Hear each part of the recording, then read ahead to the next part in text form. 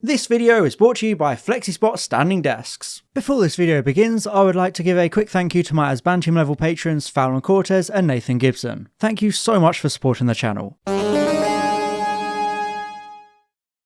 Oh boy, we were always gonna get here eventually. There are a select few Doctor Who episodes that live in infamy. These are the stories that, when they're brought up, fans just react like, "Huh." This is one of those times. Indeed, today it's time to talk about Kill the Moon, the 12th Doctor episode where the Doctor and Clara go to the moon, which is a big egg and a big space dragon thing hatches. Oh, and there are spiders too. If you're familiar with my channel, you'll probably remember I covered this episode in my Defending the Despised series. But that was years and years ago when I sounded like a mix between a robot and Chills. But don't worry, I'm not about to start talking about Burger King foot lettuce. A lot has changed since I made that video, and I think it's time to take a much more balanced view of Kill the Moon and analyse the best and worst elements of the episode. So get ready for one of the most controversial 12th Doctor stories, because it's time to take a deep dive into Kill the Moon, which was actually quite well received at the time. But how does it stack up 9 years on? Today's the day, humankind. The reaction a lot of people had after Kill the Moon was, "I won't stand for this." But right now, I'm very much standing, because I've now got one of those fancy standing desks, courtesy of today's sponsor, FlexiSpot. One of the biggest issues with working at a desk is sitting down nearly all day, which in the long term can be bad for your health and cause discomfort. Well, that's the exact kind of issue FlexiSpot set out to solve with their fantastic standing desks. They're designed with health and productivity in mind, especially because you can switch between sitting and standing, thanks to a handy control panel and customizable presets making things really convenient. I've been considering using a standing desk for a while now because of how long I'm working every day, and I've already found this FlexiSpot E7 a huge improvement for my posture and productivity. I've been getting so much more work done, and I feel a lot better now that my body actually has better circulation. This desk was really easy to set up. It took me maybe like an hour at most to put it together, and the instructions were really straightforward to follow. I can't recommend these desks enough, especially because of how customizable they are, with all sorts of sizes and styles to choose from, along with accessories to add to your desk and make it a clutter-free workspace.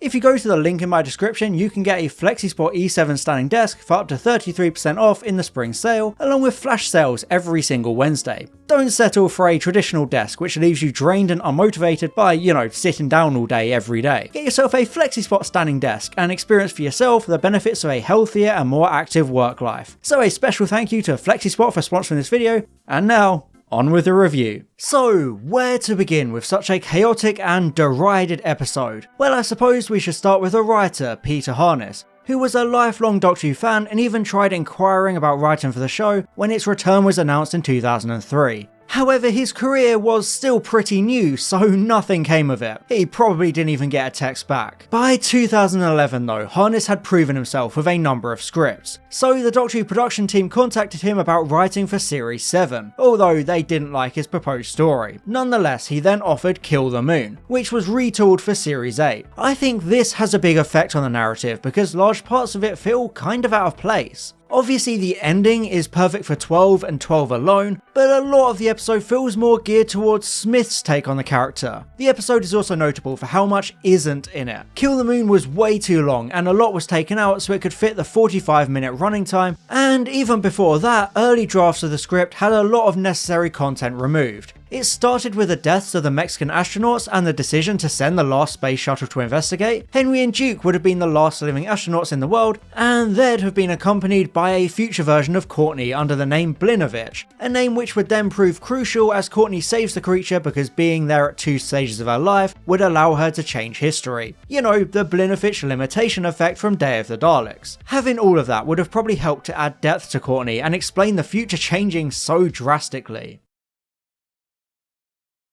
I do think it's worth pointing out the classic Who influence and atmosphere of the episode. There are a lot of callbacks to past stories, especially Ark in Space, as evidenced by the same gravity testing yo-yo idea. Just as a side note, I find it so wholesome that Capaldi requested this prop, but was so anxious about not being able to use the yo-yo properly that his daughter's boyfriend had to teach him. How can you not love this man? I also think Kill the Moon adopts the slower approach a lot of classic Who stories took, replacing fast-paced chases and sonic screwdriver deus ex machinas with moral dilemmas and character work. Moffat straight up told Harness to, and I quote, Hinchcliffe the shit out of the first half. So it goes without saying that the early stages of the episode have a fantastically dark and spooky atmosphere as the main characters discover the remains of the lost Mexican survey team, webs everywhere and being attacked by huge spider creatures. There's a lot of tense suspension, and it reminds me a lot of classic sci-fi horror movies like Alien. It's genuinely unnerving, and I love it.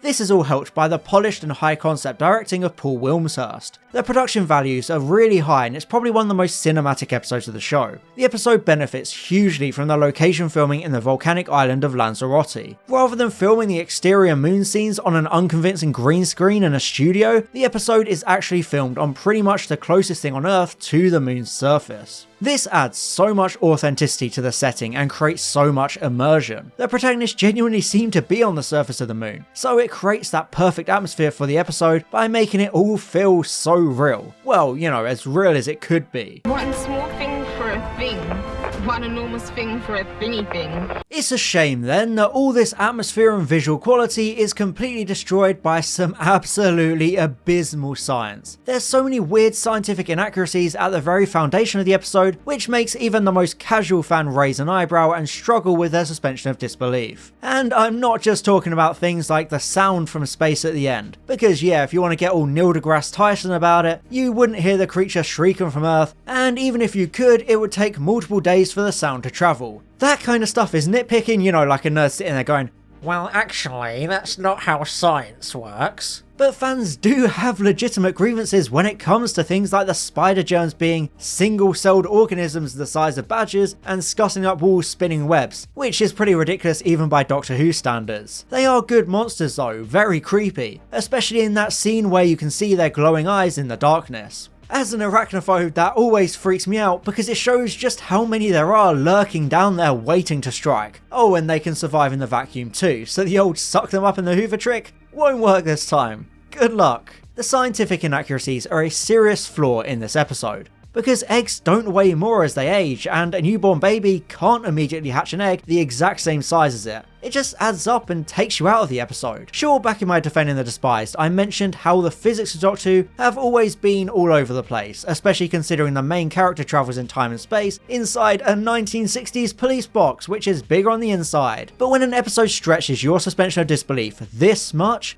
it becomes less and less forgivable. Giving the moon gravity is a great excuse for the lack of floating actors, since obviously zero gravity would have been impossible to achieve with this location, so it's a nice way to get around real world physics. I think the lack of realistic science in the episode is kind of to be expected though, since it's an episode geared more towards emotional impact and characters rather than accuracy. One of my favourite things about Kill the Moon is the backdrop. This world devastated by the effects of the changing moon, causing these high tides and a lot of chaos. The greatest natural disaster in history.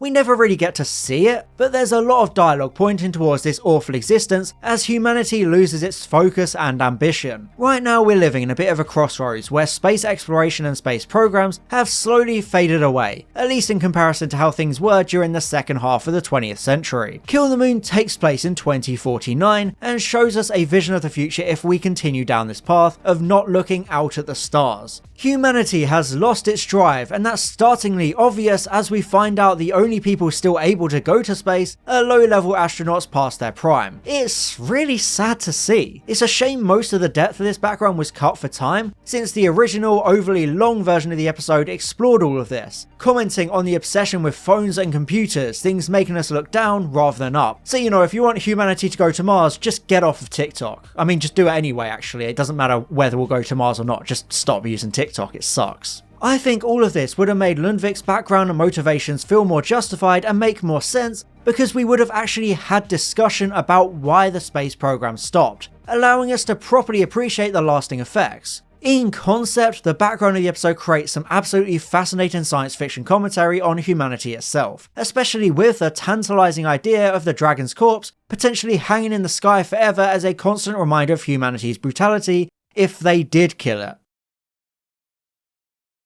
The personification of this disillusioned human race is Lundvik, a character who isn't actually named until late on in the episode, which is kind of awkward. Her crewmates are even worse, personality-less no-names who basically just exist to get killed by the spiders. And sure, their deaths are kind of horrific, but there's almost a lack of emotion to them, the episode not really doing a good job of hiding how their deaths are just a necessity for the plot to happen. They're just Doomed Astronaut 1 and Doomed Astronaut 2, there's no development to them. I do find it cool how the space shuttle itself is a dark implication of how this was always meant to be a one-way mission. Space shuttles aren't designed to land in an airless environment, let alone lift off again without additional boosters. Just look at how they work, they're launched vertically like rockets, not like a plane. So this is a great way of hinting how the astronauts are planning on going down with the moon. Their whole plan is to essentially kamikaze into the surface with a bunch of nukes and hope for the best. You know, YOLO, I guess. However, this has the unfortunate side effect of making Lundvik a bit of a B-Tech Adelaide Brooke, but without the remote warmth. Lundvik is thoroughly unlikable and insufferable. She spends almost the whole time complaining and making bitter remarks without any redeeming features. Super. Is there a word search? I know this was partially intentional because it reflects that broken path of humanity, but there's almost no reason to care about her, let alone see her point of view when she immediately wants to destroy the life form because she's already written her own life off. How do we kill it? Okay, so now it's about time to address the moon being an egg, which is the big reveal of the episode, I guess, predicted by Wayne Rooney. This twist explains why the moon has been putting on weight and why there are suddenly spider germs scuttling all over the place. About halfway through the episode, the Doctor explains that there is a creature growing inside the moon, and it's safe to say a lot of people hate this aspect of the story. Now, to start, I think the general idea is quite fun as a sci-fi concept, a way to add a lot of alien mystery to Earth's constant companion, especially because it plays on the idea the Silurians had about the moon, since they feared it when they saw it come into the sky. It's a fun way to make such a boring setting actually really interesting. The first half of the episode is all about that terror and creepy atmosphere, but then this gives way to the more human-focused drama of the second half as the protagonists wonder what to do with the egg and the entity within it. It's certainly a unique premise, but the episode kind of fumbles it once the dilemma comes up. Indeed, kill the moon becomes one of two options, the other being to save the moon. On one side is Lundvik, who wants the creature killed to protect Earth, even though we're never told how destroying the moon would actually help the planet. And on the other side are Clara and Courtney Woods, who want to save the creature. On the surface, it's a delicious debate that gives the audience a lot of anxiety, because how on earth, no pun intended, do you make that decision? Could any of us press that button? And now imagine you're a 15-year-old kid being put in that position. It's terrifying. I'm really sorry, but I'd like to go home. Yes, let's take a brief detour to talk about Courtney Woods, who hops in the TARDIS with her teacher and the caretaker for a trip to the moon because the Doctor told her she wasn't special, and Clara told him off for it. It's an interesting way of showing the contradictory layers of the 12th Doctor, especially after his immediate predecessor famously said he's never met anyone who isn't special. It does feel a bit weird for 12 to suddenly go back on this ethos, but I guess he was just in one of his moods at the time. And the Doctor is so oblivious to humans that he has no idea what kind of impact his words can have on such a young child. So it makes a lot of sense for Clara's instincts to kick in and take the Doctor to task for it. Although I'm not sure he needs to take her all the way to the moon when he could just say sorry. Anyway, Peter Harness had always wanted a young character to travel to the moon in his story. So he suggested the Doctor and Clara be joined by a student he called Emma, although he then changed this to the existing Courtney Woods when he got to read some of the scripts including the caretaker, which, you know, had created the character. Why don't you call me Clara? I prefer Miss. I like this because it continues to push a sense of continuity within the series, with this permanent Earth setting and loads of recurring side characters in the school. She's fine. What are you, 35? 15. However, Courtney is a lot less good this time around. She was a fun part of the caretaker, but her characterization is all over the place in Kill the Moon. It's like Harness wasn't sure what to do with her, because she kind of flip-flops around between brave and cowardly, smart and dumb. You get the gist. I don't think any of this is the actor Ellis George's fault. She does her best, but Courtney in this episode just reminds me of Angie and Artie in Nightmare in Silver. And trust me, that's not a favourable comparison. Those two absolutely sucked. Courtney does have some redeeming moments, like spraying the spider with germ spray, and some funny moments of teenage brattiness, like asking if the TARDIS has any games. But on the whole, she's just a bit annoying, although she probably still ends up a better US president than Orange Man and Sleepy Joe over there. At the heart of Kill the Moon is a huge ethical dilemma whether to save or kill the entity. It's nothing new for the show, we've seen it before in episodes like Genesis of the Daleks and The Beast Below, so it's a very familiar Doctor Who plot. However, a big difference with those stories is that the creatures in question had already come into existence, compared to the moon dragon thing, which is still inside the egg while this is all going on. Naturally, this has caused the episode to look a lot like it's an abortion allegory pushing some kind of pro-life message, even if Harness never intended it to be. Instead, I think he was trying to make a statement about humanity being so scared of the unknown that we're willing to destroy something because of the small chance it might be dangerous. That's why there's the background of humans abandoning the space programs, because this is meant to show that fear of the unknown, but because most of that content was cut, the episode just comes across as this weird abortion story instead, which is very awkward and kind of ruins the entire reputation of Kill the Moon. I'm gonna have to be a lot more certain than that if I'm gonna kill a baby. It's a shame as well, because the general idea of the dilemma is amazing, questioning if you could kill one innocent if it meant saving millions of others. It's the classic trolley car problem,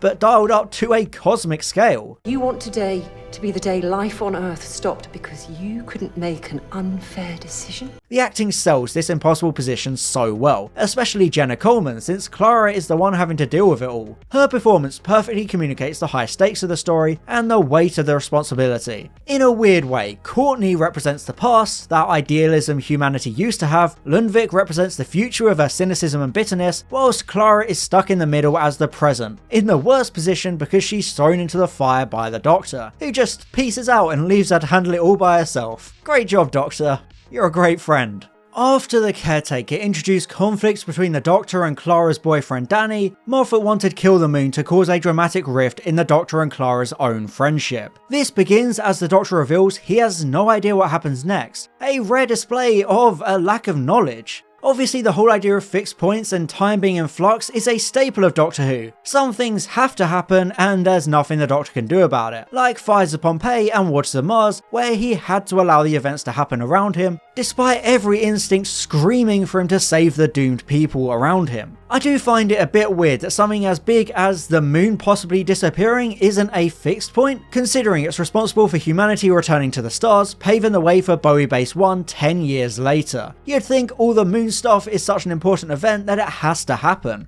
because too much changes otherwise. But I suppose Doctor Who has always been all over the place with these fixed points. No, there are some moments in time that I simply can't see.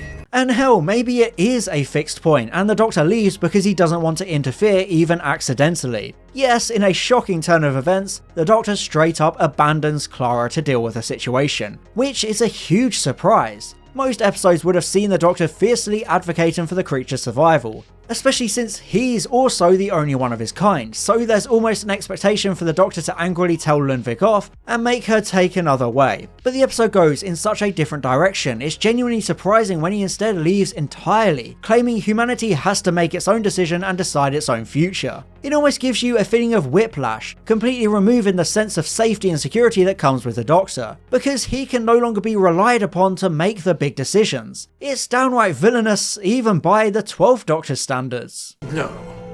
Some decisions are too important not to make on your own. The Doctor gives a few reasons for disappearing like this, claiming this is a moment so in flux he almost has a mind fog regarding the outcome. But it's the way he goes about all of this that's so unlike the Time Lord we've come to know and love, almost turning our own expectations against us and reminding us of this incarnation's struggles with whether he's a good man or not. And this is a big piece of evidence suggesting he isn't, because he shouts at Clara telling her it's time to make such a big decision when she has always trusted him to keep her safe and guide her. But this time he puts her in danger so callously with a complete disregard for her, especially because she has one of her young students with her. I know he wants to show her the kinds of responsibilities she has to deal with if she wants to be like him, but there's a time and a place, and this is definitely not it. Like Danny warned in the previous episode, the Doctor was undoubtedly going to push Clara too far, and this is it, with Coleman's performance perfectly selling this feeling of betrayal and fear. As far as she knows, she and Courtney have been left here to die in a nuclear explosion, abandoned by the same man who brought them here to begin with. It's a truly horrific situation, especially as they put it to Earth to decide the fate of the creature, because they don't know what else to do. It's almost as if Clara wants to delay the decision for as long as possible because she's still holding out hope that the Doctor will come back and help her, but he doesn't. Oh, Doctor, where have you gone? Despite Courtney being pretty annoying in this episode, she does have some solid moments as she advocates for the Moondragon's survival, desperate to keep it alive even after the germ spider thing almost killed her. It's some nice resolve, and it only serves to make Clara's choice so much harder. You can tell she doesn't want the creature to die either, so it's a depressing revelation as the human race turns off their lights to condemn the creature. It's a truly sinking feeling, but this is a fearful and scared planet who don't know what will happen. They've been looking down for so long that any prospect of alien life scares them, especially on this scale and this close to them. It's hard to blame Clara for going against their wishes at the last second, because she can't bring herself to kill this innocent creature just because of the threat it might pose, and she doesn't want to have her name associated with such a murder. It's kind of like the Doctor ending the Time War and always carrying that guilt and responsibility of such destruction. I don't think any of us would want that blood on our hands. And then, of course, the Doctor shows up to rescue the three women before the moon explodes, because he just, I guess, wanted to scare Clara into learning some kind of lesson? I don't know, he never really explains why he acted this way. It is kind of unfortunate that there aren't many consequences to the bulk of the episode. Once the egg hatches and the giant space dragonfly thing leaves, it just leaves another egg? To begin with, this is more absolutely abysmal science that makes no sense. Even though animals can reproduce asexually, it's never like that. There's no way for a newly born creature to lay an egg the same size as itself. But even without that horrific stretch of the imagination, it's just kind of lazy writing, making the whole decision aspect of the episode feel a bit hollow and empty. It's a convenient way of hand-waving away the issues of Earth no longer having a moon. It's that same lack of willingness to dramatically change the near future that affected the Series 5 Silurian two-parter. I understand that the show can't suddenly make it so that humanoid lizard people are hanging out with ordinary humans in 2020, but there's a lot of interesting storytelling potential for there to be a period of Earth's future where there is no moon, and the human race is battling for survival, adapting and living on the edge, fleeing into space until the new egg arrives and slowly grows back to full size, making everything normal again. That would be a fascinating future, something you can permanently etch into the lore of the show, like the solar flare disasters established in The Beast Below and The Ark in Space. But instead, everything immediately reverts back to the status quo, and it feels frustrating, like there was no point to any of this. You made your decision. Humanity made its choice. No, we ignored humanity. Well, I say that, but there is one big consequence to the episode, that being the huge effect it has on the Doctor and Clara. I already mentioned how it was a terrible moment for the Doctor to force her hand and put her into this position, but it all blows up in his face in the absolutely incredible final scene between the pair in the TARDIS. The main point of the episode is to progress their relationship, and it feels like the whole of Series 8 so far was building towards this explosion. Tell me what you knew, Doctor, else I'll smack you so hard you regenerate. It's so rare for a companion to blow up like this at the Doctor, but Clara is absolutely justified because of his inconsistent morals. It's a huge example of the morally grey nature of the Doctor during the Moffat era, holding the character accountable for all the decisions he makes without considering the effects it will have on the people around him. Like I said, he abandoned Clara with this huge decision nobody should have to make. I nearly got it wrong, that was you. My friend, making me scared. It almost feels cathartic in a weird way as she tears into the Doctor because he needs this reality check, this reminder of the consequences of his actions. It's interesting to note that he genuinely thought he was doing the right thing for Clara, which is why he's so confused about her being so angry at him. It's a moment that reminds you of just how alien he really is, and how this incarnation in particular struggles with understanding the nuances of humanity. I truly believe Jenna Coleman deserved an award for this scene. Her performance in the whole episode is absolutely amazing, and it's what makes this scene. Clara's anger and disappointment at this betrayal adds so much raw emotion to the story, and it's easily one of her definitive moments as a companion, making her stand out from the rest. This dressing down is savage, but very necessary, bringing up all the fans' criticisms of the brashness and harsh coldness of the 12th Doctor. He has some serious issues with his worldview, and this scene is a great way to address that within the fiction of the show.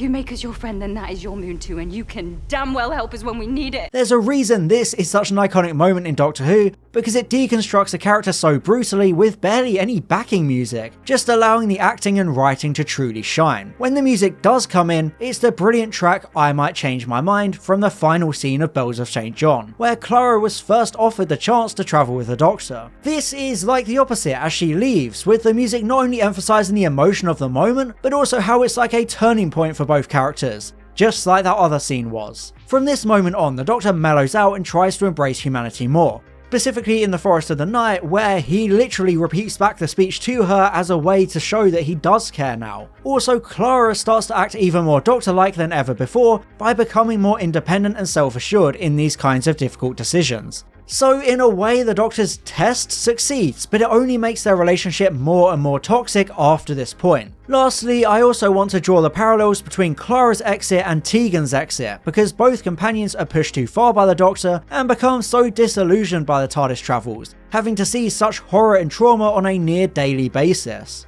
This lifestyle changes people, and it can break them too, which it did for Tegan, and if it wasn't for the bond between 12 and Clara, the latter probably wouldn't have come back after this. But their relationship is deeply toxic and codependent, so she does. And that's probably what costs her everything in the end, in comparison to Tegan, who knew when to walk away, and yeah, she survived in the long term. So it speaks volumes about Clara that even after this big argument and justified sense of betrayal, she still gives him another chance.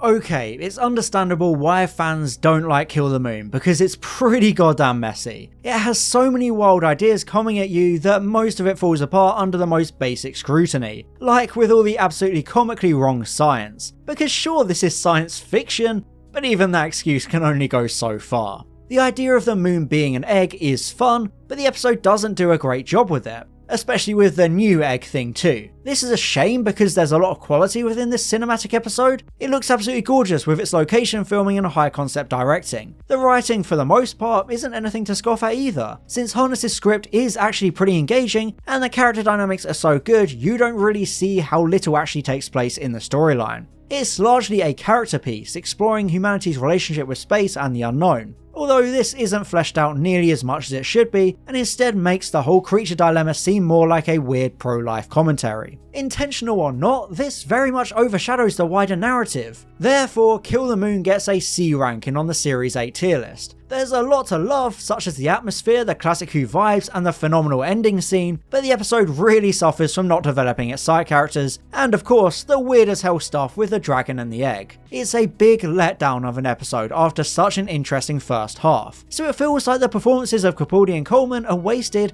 on a genuinely disappointing narrative. Kill the Moon probably would have been a lot better if it hadn't been cut down so heavily, but you can only judge what's put in front of you, and I'm sure many of you would think even a C rank is generous. So be sure to let me know in the comments what you think, and I'll see you next time. And an extra special thank you to my Asbantum level patrons Fallon Cortez and Nathan Gibson, my Platinum level patrons Maximilian Foreman and Nick's Games, and all my Gold level patrons Boots, Calvin, Daniel Shillito, Francois AK Line Vortex, Herna Verzog, Tom Azar, and Tifa Simp. Thank you so much for your support.